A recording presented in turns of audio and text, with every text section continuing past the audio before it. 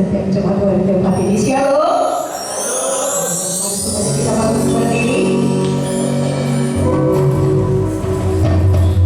Saya berdoa kepada yang sangat bersuka cita. Wajah-wajah yang diberkati Tuhan sepanjang hari lepas hari dalam hidup kita. Amin. Mari kita bawa hati kita di hadapan Tuhan. Kita bersatu di dalam doa. Bapak yang baik, terima kasih ya Tuhan buat kasih setiamu dalam hidup kami. Kami sungguh mengecap setiap kebaikan yang Tuhan berikan dalam hidup kami.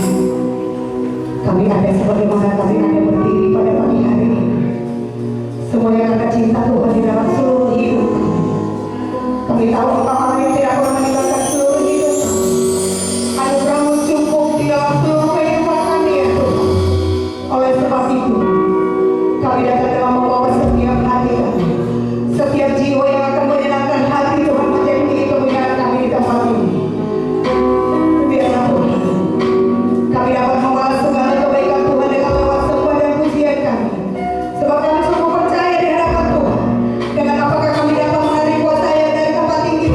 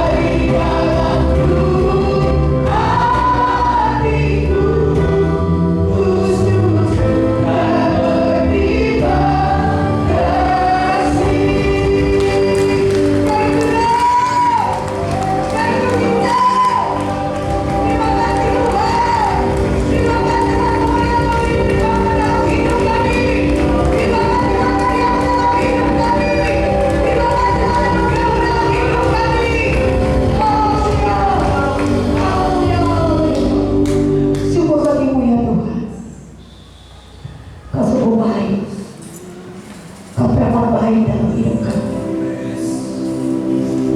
Karena kami membalas setia kebaikan-Mu ya Tuhan. Kami hanya rindu memberikan sorak-sorak yang lebih lagi di dalam bukan Engkau yang lemah. Semoga kami sungguh percaya Kau Allah yang disenangkan dengan setiap sembah kami. Dan kami mau lebih lagi bersorak di dalam nama Tuhan. Kami ingin mengerahkan seluruh hidup kami, tubuh kami hanya untuk menyenangkan satu nama, Yesus Kristus Tuhan kami, yang siap bersama kita katakan amin. Izinkan saya bertanya, adakah yang baru pertama sekali beribadah di gereja kami? Setiap beribadah kita akan semua jemaat yang setia di tempat ini. Amin. Siapa puji Tuhan? Amin. Kita semua percaya hari ini adalah hari yang terbaik dalam hidup kita. Bahkan semua hari-hari adalah hari yang terbaik yang Tuhan berikan dalam hidup kita. Amin. Hidupku ada di tangan-Mu, Kau berikan jalan terindah, tak jangan bagi cara yang ku terima. Waktuku dikabulkan, walau jiwa tergoyahkan, pujianku takkan terhentikan, Rohmu yang memberi penghiburan. Akan buktiku sekali, tunjuklah kasih setiamu, ku bertahan, Kau buatku teguh dan jiwaku. Ku mau tetap bersyukur, senantiasa bersyukur, karena yang ku alami dan kehendakmu terjadi. Ku mau tetap bersyukur, senantiasa bersyukur, hatiku tak bersyukur. Hari ini hari yang terbaik. Haleluya. Kami percaya setiap hari kami adalah hari yang terbaik ya Tuhan.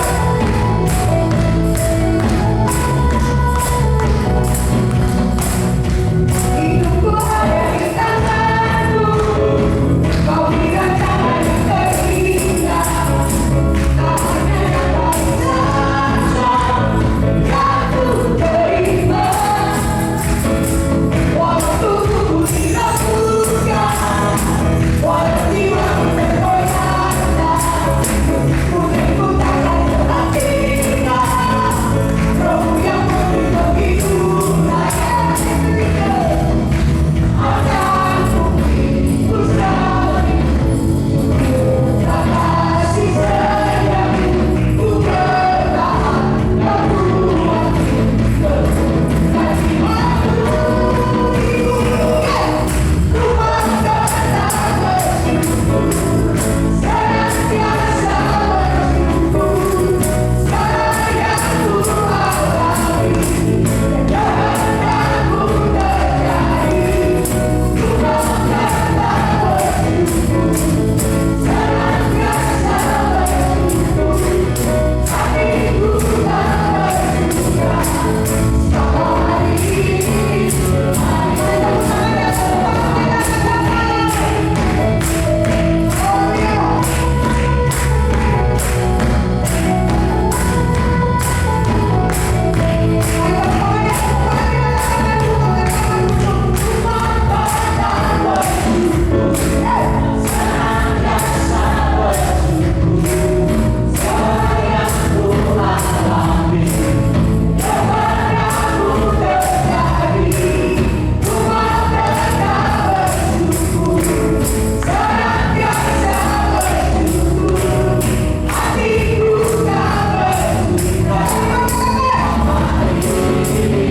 Hari ini hari yang terbaik.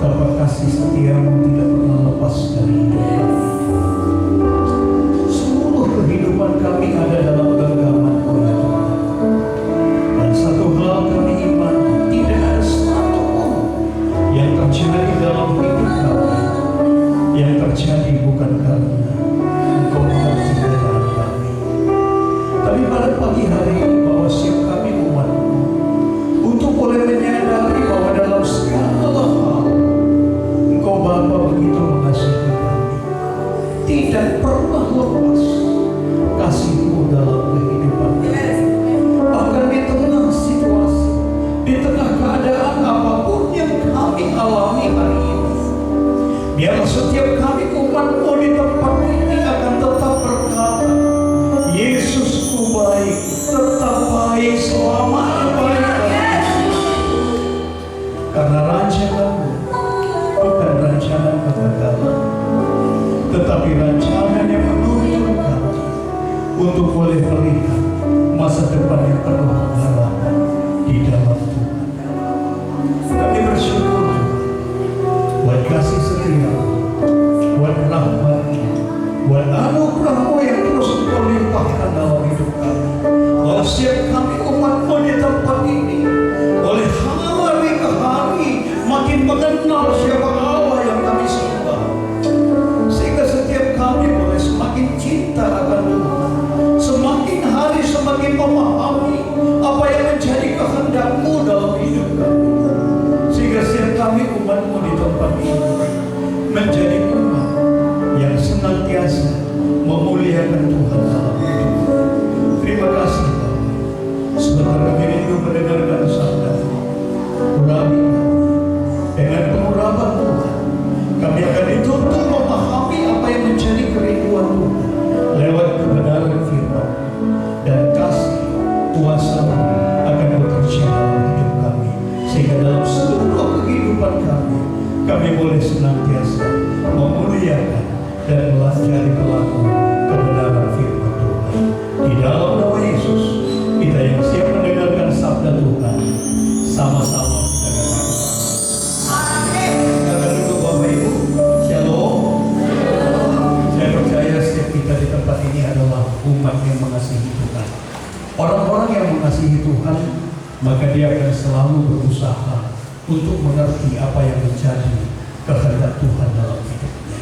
Sekali lagi, kalau kita tidak memahami apa yang menjadi kehendak Tuhan, kita akan sulit untuk menyukakan hati Tuhan di tengah-tengah kehidupan kita. Nah Bapak Ibu, kalau kita lihat bagaimana kehendak Tuhan atas setiap jiwa-jiwa dalam firman Tuhan dalam 2 Korintus 3 ayat 9, itu mengingatkan kehendak Bapa adalah jangan ada seorang pun yang binasa. Perhatikan firman ini, supaya jangan ada seorang pun yang tidak mengalami keselamatan dalam hidup. Sekali lagi firman Tuhan mengingatkan dalam 2 Petrus 3 ayat 9 ini, Tuhan tidak lalai menepati janjinya, sekalipun ada orang yang menganggapnya sebagai kelalaian, tetapi ia sabar terhadap kamu karena ia menghendaki supaya jangan ada yang binasa, melainkan supaya semua orang berbalik dan bertobat. Ini kehendak Tuhan dalam kehidupan umat Tuhan. Nah, sebagai anak Tuhan, kita tangkap satu firman Tuhan yang mengatakan bahwa kalau kita hidup di dalam Kristus, maka kita pun wajib hidup sama seperti Kristus hidup. Hati Tuhan itu seharusnya indah dalam hidup kita. Kalau Tuhan katakan satu yang menjadi kerinduannya, agar jangan ada seorang pun yang binasa, melainkan semua orang diselamatkan. Hal sama harusnya tinggal dalam diri kita. Begitu melihat orang lain, setiap kali kita melihat jiwa-jiwa, maka hati kita seharusnya menginginkan mereka jangan ada seorang pun yang binasa, melainkan semua mereka boleh diselamatkan kepada Tuhan Yesus. Firman Tuhan catat dalam kitab Matius 9 ayat 35 sampai dengan ayat 36. Firman Tuhan catat begini, mari kita buka bersama-sama, kita baca bersama-sama 2-3 iya. Demikianlah Yesus berkeliling ke semua kota dan desa, ia mengajar dalam rumah-rumah ibadat dan memberitakan Injil kerajaan sorga, serta melenyapkan segala penyakit dan kelemahan. 36. Melihat orang banyak itu, tergeraklah hati Yesus oleh belas kasihan kepada mereka, karena mereka lelah dan terlantar seperti domba yang tidak bergembala. Hati Tuhan melihat jiwa-jiwa itu, firman Tuhan katakan, maka tergeraklah hatinya oleh belas kasih. Kita tahu orang yang tidak hidup di dalam Kristus. Siapakah orang yang tidak di dalam Kristus? Adalah orang-orang yang tidak mampu menselaraskan hidupnya dengan firman. Itu adalah orang yang tidak hidup di dalam Tuhan. Tapi dia Kristen, tapi dia tidak taat firman.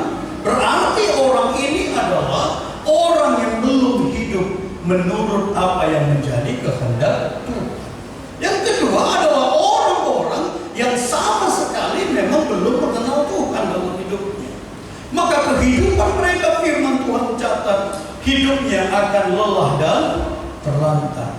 Bapak Ibu tahu kalau dalam terjemahan aslinya, lelah dan terlantar ini dikatakan adalah orang-orang yang menjengkelkan. Ada di sekeliling kita orang-orang yang menjengkelkan, orang-orang yang mengecewakan. Ada orang-orang di sekeliling kita mengecewakan. Sekarang bagaimana reaksi hati kita? Apakah kita tergerak oleh ulas kasihan menyelamatkan mereka, ataukah kita ikut-ikutan membenci mereka? Ataukah kita mungkin menjauhi mereka dalam hidup kita? Firman Tuhan katakan supaya hari ini sadari satu hal, supaya kita boleh tergerak oleh ulas kasih. Kenapa? Karena orang-orang demikian firman Tuhan catat, hidup mereka itu sama seperti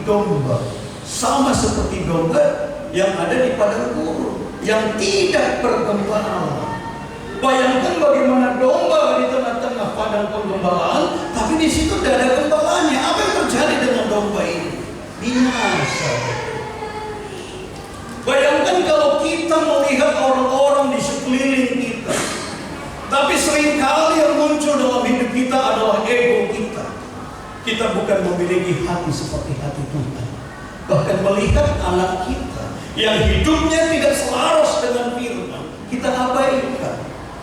Kita nggak berani menyampaikan kebenaran kepada mereka. Melihat keluarga kita yang mungkin narkobaan, yang main judi, sekalipun dia Kristen, Alkitab catat hidup mereka lelah dan terlantar. Tapi kita biarkan. Hari ini Tuhan mengetuk pintu hatimu. Apakah engkau akan membiarkan mereka, atau engkau tergerak oleh belas kasihan membawa mereka kepada Kristus?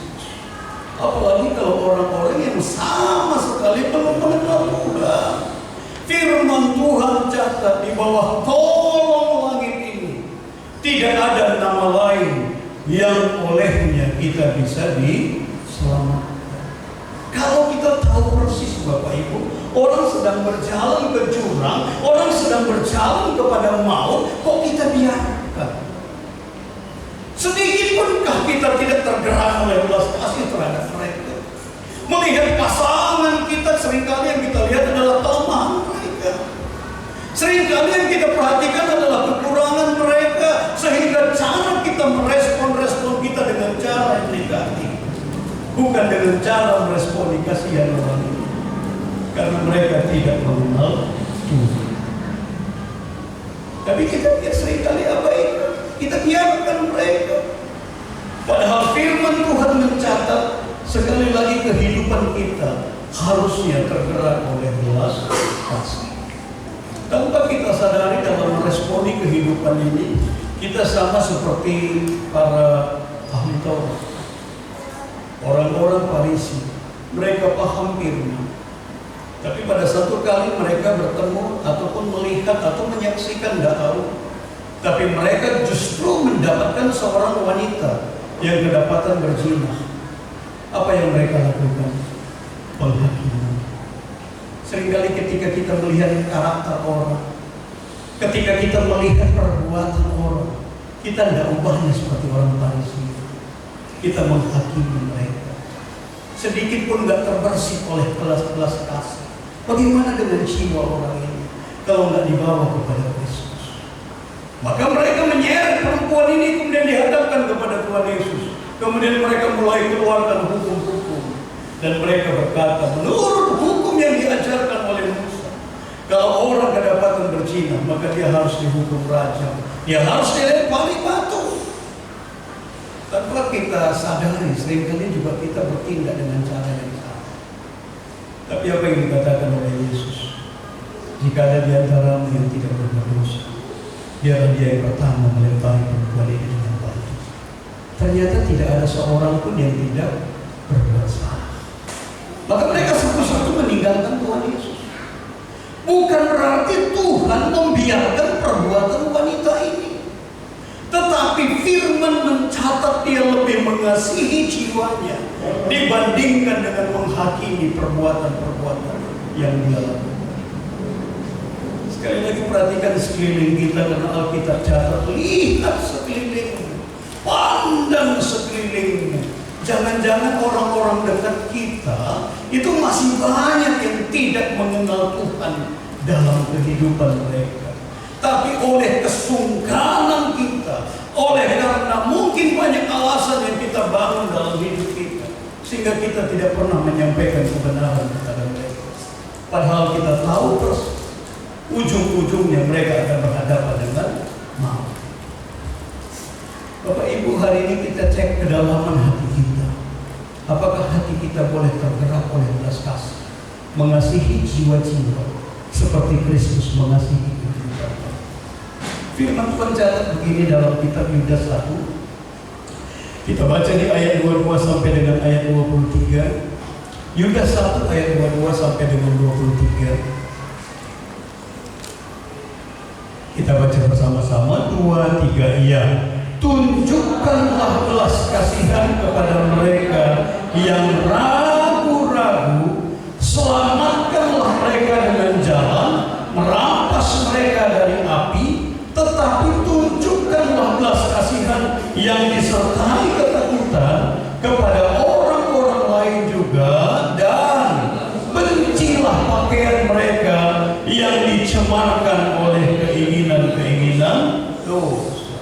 Yang Tuhan ingatkan kepada kita, kita boleh membenci perbuatan mereka, tapi jangan pernah benci jiwanya. Bagian kita selamatkan mereka, bahkan firman ini katakan, selamatkan mereka dari api, rampas mereka dari api. Sekali lagi Bapak Ibu, ini penting dalam kehidupan kita, supaya hati Tuhan itu berdiam dalam diri kita. Bahkan firman Tuhan katakan, ada seorang hamba Tuhan pernah katakan begini, selamatkan jiwa berapapun harganya. Kita kadang-kadang hanya berbayar dengan perasaan, kita sudah tidak mau selamatkan jiwa. Kadang-kadang karena harga diri kita tidak mau selamatkan orang. Hanya gara-gara tenaga kita tidak mau selamatkan mereka kepada Kristus. Hanya gara-gara uang kita nggak mau selamatkan mereka kepada Kristus. Hari ini harusnya saya berangkat ke Lampung selesai ibadah, tapi kemarin saya nego dengan tim misi dari Jakarta, karena di sana ada seminar dan ada KKR di 2 kota. Daging saya berpikir saya lagi letih. Kemudian saya katakan, boleh nggak kalau saya nggak usah itu, karena banyak biaya yang harus dikeluarkan kalau saya harus berangkat dari Medan kemudian kembali ke Lampung. Toh 2 minggu lalu saya 1 minggu ada di sana. Tapi kata-kata yang keluar dari mulut bibir mereka, Pak, jangan dipikirkan dia, berharga jiwa-jiwa yang ada di sana. Sekali lagi Bapak Ibu perhatikan firman ini, selamatkan jiwa-jiwa. Seringkali karena rasa lelah, kita nggak mau dibebani dengan penginjilan. Kemarin ketika mungkin sebulan yang lalu saya di WA sama teman dari Korea. Dia katakan, pastor saya akan ada di Indonesia, saya akan ada 1 minggu 5 hari di Indonesia. Kamu atur jadwal saya. Kemudian saya dengan logika saya mulai berpikir, ngapain saya capek? Kalau di Medan mengumpulkan orang kan sulit, ya kan? Sehingga saya mulai tawarkan ke beliau, oke pastor, siap. 2 hari kamu di Jakarta, 2 hari kamu di Surabaya. Karena kalau saya hanya ke Jakarta, Surabaya, gereja kita besar di sana. Sehingga saya tidak akan sulit untuk melakukan apa yang menjadi kerinduan beliau. Tapi dia katakan dalam 1 minggu saya akan WA pastor. Kemudian seminggu berikutnya, makanya ada pelangnya di atas spanduk kita di depan. Seminggu berikutnya dia ngomong ke saya, pastor, saya digerakkan Tuhan hanya di gereja, nggak mau di tempat yang lain. Seringkali hitung-hitungan yang kita pakai membuat kita nggak siap melakukan apa yang menjadi panggilan Tuhan dalam hidup kita. Kali ini cek jiwa kita, cek hati nurani kita, cek keluarga kita, cek orang-orang dekat kita, cek lingkungan kita. Adakah hati kita tergerak oleh belas kasih kepada mereka-mereka yang mungkin jauh dari Tuhan dalam hidup? Kemudian yang kedua, Bapak Ibu, sebagai anak-anak Tuhan yang mengasihi Tuhan, maka mau tidak mau kehidupan kita ini hari ke hari itu harus bergantung kepada Roh Kudus. Saya teramat percaya anak-anak Tuhan memahami, mengerti firman. Tapi seringkali firman itu sulit dilakukan dalam hidup kita karena kita tidak bergantung kepada firman. Kita semua tahu, kita semua percaya apakah kita ini adalah orang-orang yang dikasihi Tuhan. Kita mengerti kita dikasihi oleh Tuhan. Makanya Yesus sampai mati di atas kayu salib. Tapi bukankah firman Tuhan menginginkan engkau dikasihi supaya engkau mengasihi orang lain? Kita semua sadar bahwa Yesus Kristus melalui kematiannya di atas kayu salib, maka kita semua adalah orang-orang yang sudah diampuni. Maka dalam doa Bapa Kami pun kita paham bahwa kita semua sudah dikuduskan oleh Tuhan. Tetapi pertanyaannya, bukankah kita diampuni supaya kita mampu mengampuni orang bersalah kepada kita? Tapi seringkali sulit kita lakukan dalam hidup kita karena kita tidak bergantung kepada firman. Kita tidak bergantung kepada pimpinan Roh Kudus dalam kehidupan kita. Seringkali banyak hal yang kita mengerti firman, tapi kita tidak bisa lakukan firman itu dengan baik dalam kehidupan kita karena hari-hari hidup kita tidak bergantung kepada Roh Kudus. Kemarin di tempat lain saya katakan begini, berapa banyak engkau yang melayani Tuhan hari ini? Adakah engkau bergantung kepada Tuhan dalam hidup? Adakah engkau membangun hubunganmu dengan Tuhan dalam kehidupanmu? Gak mungkin kita akan menjadi pelaku firman dengan benar. Kita paham firman itu, tapi kita akan sulit menjadi pelaku firman kalau kita tidak bergantung kepada Dia. Semua kita mengerti firman. Serahkan khawatirmu kepada Aku, maka Aku akan memelihara kamu, kata Tuhan. Tapi saya teramat percaya banyak kita kehilangan sukacita. Banyak kita kehilangan damai sejahtera karena dipenuhi kekhawatiran. Karena kita tidak bergantung kepada Roh Kudus dalam diri kita. Kita mengerti firman, tapi kita tidak siap menjadi pelaku firman. Penyebabnya apa? Karena kita tidak bergantung kepada Roh Kudus. Kita tahu firman Tuhan yang mengatakan bahwa Yesus Kristus berkata, Anak Manusia datang bukan untuk melayani, tetapi Dia datang untuk dilayani. Berarti kita ini adalah orang-orang yang sudah dilayani oleh Tuhan. Pertanyaannya, bukankah kita dilayani oleh Tuhan supaya kita mampu melayani orang lain? Tapi pertanyaannya, seberapa banyak kita yang siap melayani orang lain untuk kemuliaan Tuhan dalam hidup kita? Firman Tuhan mengingatkan sekali lagi Bapak Ibu, kenapa kita perlu bergantung kepada Roh Kudus? Karena banyak hal yang terjadi dalam hidup ini kadang-kadang kita nggak paham. Kenapa dan apa ini harus terjadi dalam hidup? Tapi sebagai anak-anak Tuhan yang bergantung kepada pimpinan Roh Kudus, maka dalam segala perkara firman ingatkan kepada kita, Allah buat ini semua untuk mendatangkan kebaikan kepada kita. Semua kita mengerti firman, mengucap syukur dalam segala hal, kita tahu. Tapi kita sulit menjadi pelaku firman kalau kita tidak bergantung kepada Roh Kudus. Sekali lagi firman Tuhan mengingatkan banyak hal dalam hidup ini yang kita nggak paham. Banyak hal dalam hidup ini kita nggak mengerti. Banyak hal cara Tuhan membawa kita kepada satu tujuan, tapi bukan menurut apa yang kita inginkan. Tapi sesungguhnya Tuhan sedang menuntun kita kepada tujuan yang semula, tapi dengan cara yang berbeda. Tapi sekali lagi kalau kita nggak bergantung kepada Roh Kudus, kita nggak akan memiliki kepekaan tentang Tuhan dalam hidup kita. Bayangkan seorang Paulus, Bapak Ibu, yang dekat dengan Tuhan. Dia punya niat untuk pergi memberitakan Injil ke Asia. Sekali lagi firman itu sedikit pun nggak ada yang salah, karena dia ingin memberitakan Injil ke Asia. Tapi Alkitab kita catat, nanti pelajari kisah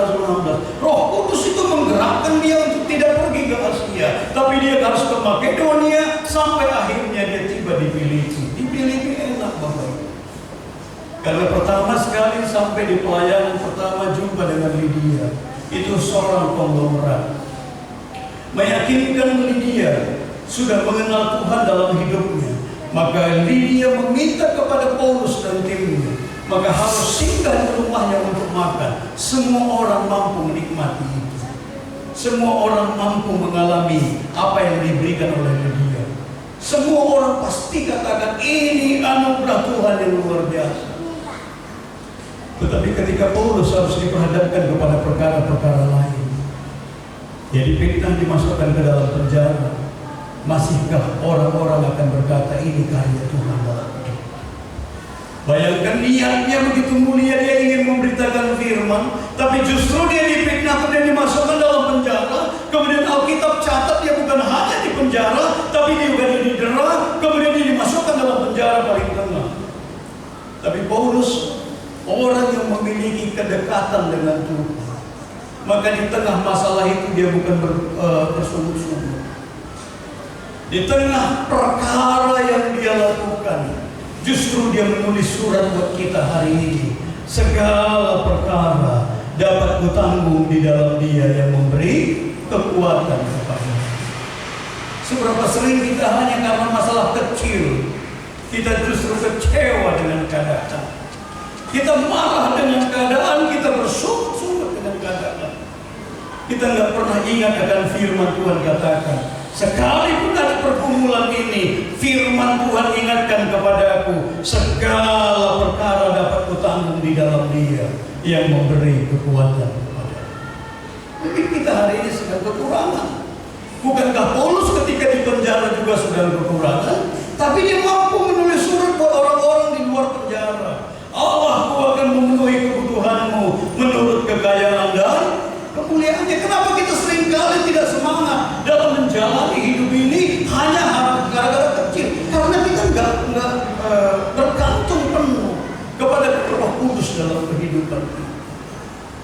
Kalau kita bergantung penuh kepada Roh Kudus, sekalipun mungkin hal yang kita hadapi tidak seperti yang kita kehendaki, tapi sama seperti Yesus ajarkan kepada kita di Taman Getsemani dalam doanya, kalau boleh cawan ini lalu daripada aku, tetapi kehendakmu lah yang jadi. Orang yang mengenal Tuhan, dia mempercayai setiap kali Tuhan berfirman, setiap kali Tuhan bertindak, itulah yang terbaik di tengah-tengah kehidupannya. Jadi sekali lagi firman Tuhan mengingatkan kita supaya kita boleh memiliki kepekaan dengan Tuhan kalau kita bergantung kepada Roh Kudus. Sekali lagi Bapak Ibu, kita tidak mungkin mengasihi jiwa-jiwa pertama kalau kita nggak tergerak oleh belas kasih. Kedua, kita akan abaikan firman itu dalam diri kita kalau kita nggak bergantung kepada pimpinan Roh Kudus. Karena kehendaknya lah untuk menyelamatkan jiwa-jiwa. Nah, kenapa kita harus bergantung penuh kepada Roh Kudus? Karena firman tadi mengingatkan orang-orang yang bergantung kepada pimpinan Roh Kudus akan dimampukan menghadapi situasi sulit sekalipun. Dia tidak akan mundur dari situasi itu, tetapi dia akan tetap bergerak kepada apa yang menjadi kehendak Tuhan dalam hidup. Mungkin Bapak Ibu pernah dengar cerita saya, atau ada pengkhotbah yang ceritakan di luar sana, ada 4 misionaris kita yang pergi ke Aceh, dia katakan. Kemudian pada saat orang ini ditangkap, kemudian dia katakan mereka dipukul, 1 pukulan 1.000 jiwa, 2 pukulan 2.000 jiwa, 3 pukulan 3.000 jiwa. Kemudian didramatisir dengan begitu indahnya, 4 pukulan, 5 pukulan, 6 pukulan, beribu-ribu laksa. Salah satunya saya lah itu. Tapi apa yang Tuhan kehendaki dari keadaan ini? Pada saat kami diperlakukan dengan cara seperti itu, Tuhan memberikan hikmat buat saya. Yang ini pimpinan, saya nggak dipukul karena saya nggak akan khotbah. Tuhan itu juga tahu. Kemudian saya katakan, kami mau pelayanan. Apa itu pelayanan? Kemudian saya mulai ceritakan. Ternyata tujuan Tuhan adalah Kenapa harus kami alami itu? Saya tangkap supaya para tentara ini ikut mendengarkan khotbah di bawah di bawah pohon-pohon sawit itu. Hari ini salah satu yang dipukuli tadi juga menjadi gembala. Dia bukan mundur, bukan dia menyerah dengan keadaan itu, tetapi dia terus bergerak mencari kemuliaan Tuhan dalam hidup. Kalau orang-orang yang memahami dan bergantung kepada Roh Kudus dalam hidup, sekalipun di tengah persoalan pergumulan yang rumit, dia tidak akan mundur dari keadaan itu, karena dia tahu Tuhannya akan selalu menopang kehidupannya.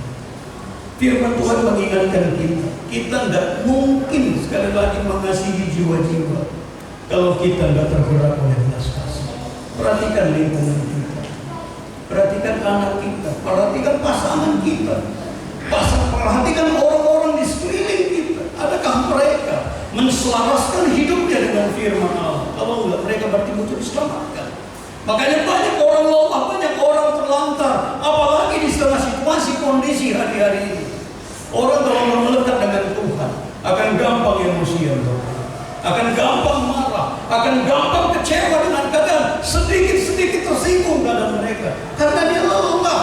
Pahami keadaan mereka, mereka lelah, mereka terlantar, mereka memang orang-orang yang mengecewakan, mereka orang-orang yang menjengkelkan dalam kehidupan kita. Tapi Yesus mengingatkan, selamatkan jiwa mereka, rampas mereka dari api. Kalau dibiarkan orang ini makin hari makin jauh dari Tuhan, orang ini pasti akan masuk ke dalam kebinasaan, karena hidup mereka dikatakan seperti domba yang tidak bergembala. Bukan semua orang Kristen akan diselamatkan. Sekali lagi kita harus tangkap, bukan karena KTP kita tertulis agama Kristen, enggak.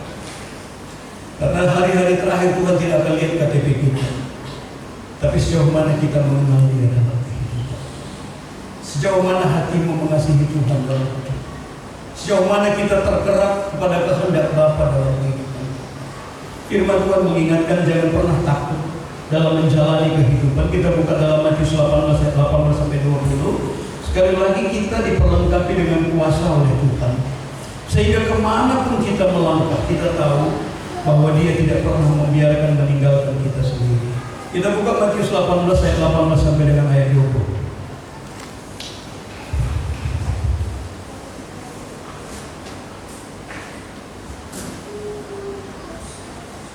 Kita baca bersama-sama.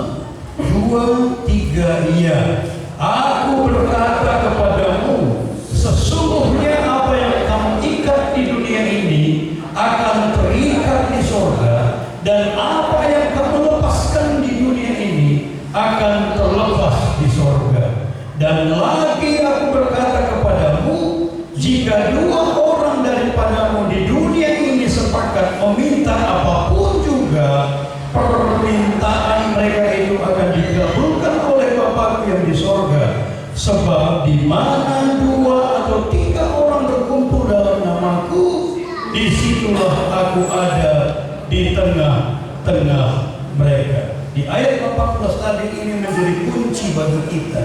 Apa yang kita ikat di dunia akan terikat di sorga. Apa yang kita lepaskan di dunia akan terlepas di sorga. Banyak orang-orang di sekeliling kita terikat, Bapak Ibu. Lepaskan mereka. Banyak orang-orang terintimidasi dalam hidupnya. Doakan mereka. Makanya firman ini mengajarkan kepada kita, dan lagi aku berkata kepadamu, jika 2 orang daripadamu di dunia ini sepakat meminta apapun juga, permintaan mereka itu akan dikabulkan oleh Bapakku yang di sorga. Sebab di mana 2 atau 3 orang berkumpul dalam namaku, di situ aku ada di tengah-tengah mereka. Berarti satuan terkecil yang Tuhan buat. Berarti kalau di rumah ada suami istri, apa yang Bapak Ibu ikat di dunia ini akan terikat di sorga. Apa yang Bapak Ibu lepaskan di dunia ini akan terlepas di sorga. Firman Tuhan mengingatkan dengan iman, minta kepada Tuhan. Kalau hari ini ada hal-hal yang harus kita ikat, yang menghalangi berkat-berkat Tuhan terhalang untuk datang ke dalam kehidupan kita, itu tidak perlu ikat. Hal-hal yang menghalangi orang melihat kemuliaan Tuhan, itu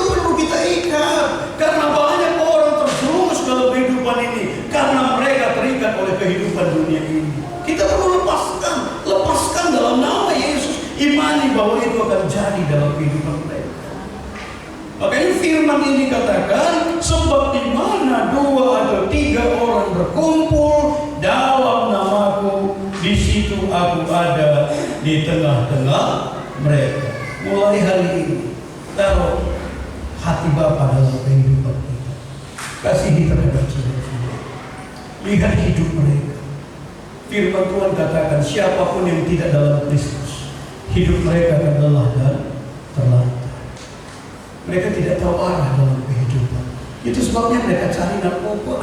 Itu sebabnya mereka cari judi. Itu sebabnya mereka malas ke gereja. Itu sebabnya mereka menginginkan apa yang menjadi keinginan dagingnya. Tapi seringkali kita biarkan. Kedua, firman Tuhan katakan, hidup mereka sama seperti domba yang tidak bergembala. Mereka sedang menuju kepada kebinasaan. Tugas kita menyelamatkan mereka, menarik mereka untuk masuk di dalam kehendak Tuhan dalam kehidupan kita. Mari kita bangkit berdiri.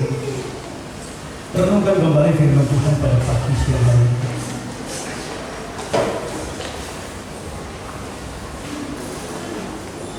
Pergumulan apa yang sedang kita hadapi tidak menjadi alasan bagi kita untuk tidak melakukan kehendak Tuhan dalam hidup. Kesibukan kita di tengah-tengah dunia ini tidak bisa kita jadikan alasan bagi kita untuk tidak menggenapkan kehendak Allah dalam hidup. Kita adalah orang-orang yang dikasihi oleh Tuhan. Tujuannya supaya kita pun mengasihi orang-orang yang ada di sekeliling kita. Bahkan Yesus katakan, Anak Manusia datang bukan untuk dilayani, melainkan untuk melayani.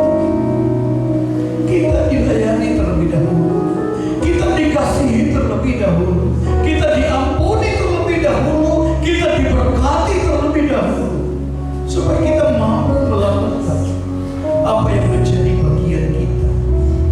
Melakukan kehendak Allah itu adalah tugas daripada setiap kita. Firman Tuhan mengingatkan, miliki hati tergerak oleh belas kasih kepada jiwa-jiwa itu. Jiwa-jiwa yang terhilang dari hidup mereka, jiwa-jiwa yang sedang menuju kepada kebinasaan, jiwa-jiwa yang jauh dari Allahnya, sehingga hari ke hari mereka bukan semakin mencari Tuhan,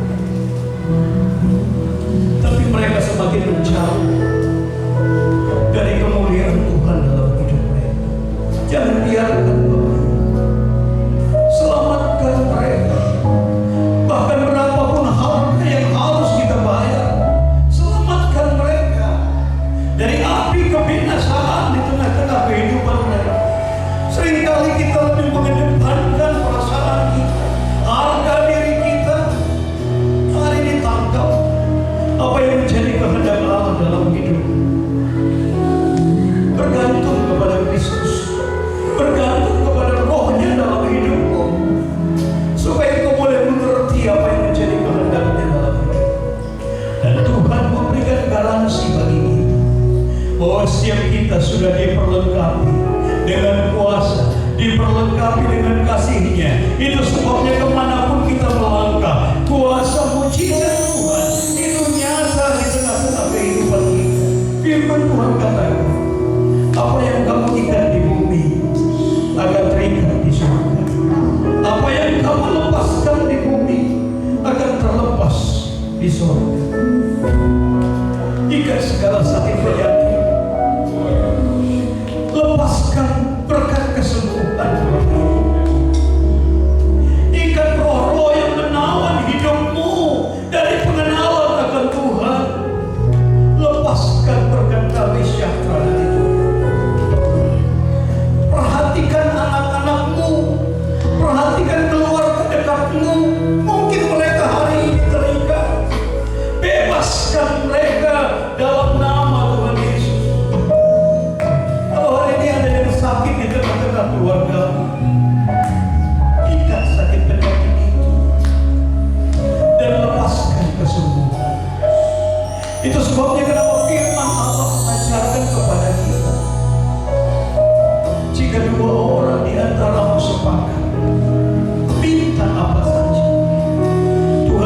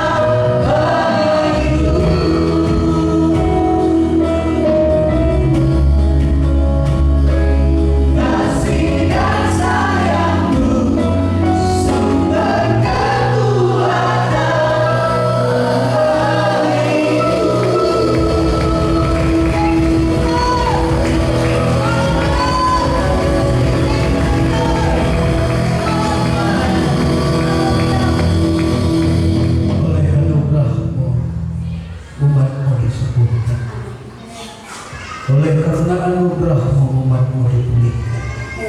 Oleh karena anugerah-Mu umat-Mu mengalami janji-janji-Mu, Tuhan. Tidak ada satupun yang Engkau janjikan yang tidak tergenapkan dalam hidup kami.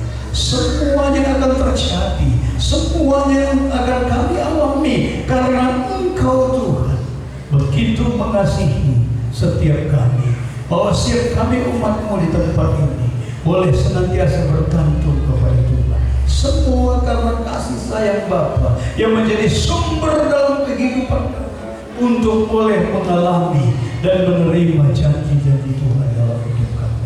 Terima kasih, bukan karena kuat dan gagah kami, tetapi karena kasih sayang Tuhanlah yang membawa setiap kami boleh hidup di dalam janji-Mu, boleh hidup di dalam perlindungan Tuhan, boleh hidup di dalam kasih Bapa. Terima kasih Tuhan, bahwa setiap kami dengan urapan baru dari Tuhan untuk boleh melihat kepada orang-orang di sekeliling kami yang membutuhkan akan kasih Tuhan dalam hidup mereka, akan keselamatan yang datangnya dari Tuhan. Jamah mereka Tuhan, pakai kami menjadi media-Mu, menjadi alat-Mu untuk mengerjakan apa yang menjadi kehendak-Mu di tengah-tengah kehidupan kami. Hamba-Mu percaya Bapa, kuasa-Mu terus bekerja di tengah umat-Mu. Mereka akan terus mengalami janji-Mu. Mereka akan diangkat naik seperti firman-Mu dan tidak menjadi turun. Setiap umat-Mu akan mengalami janji-Mu sama seperti pohon firman Tuhan katakan yang ditanam di tepi aliran air. Begitulah hidup orang-orang benar di tengah situasi apapun yang ada di dalam dunia ini. Berkat-berkat Allah akan selalu terhubung dengan umatnya, karena mereka terhubung dengan sumber berkat itu dalam hidup mereka. Terima kasih Bapak. Terpuji termulia Tuhan. Moga berkati setiap pekerjaan usaha daripada umat. Apapun yang dikerjakan oleh mereka dibuat Tuhan berhasil, dikerjakan dengan hasil yang membawa keberuntungan di tengah-tengah kehidupan mereka. Terima kasih Bapa. Terpuji termulialah Tuhan.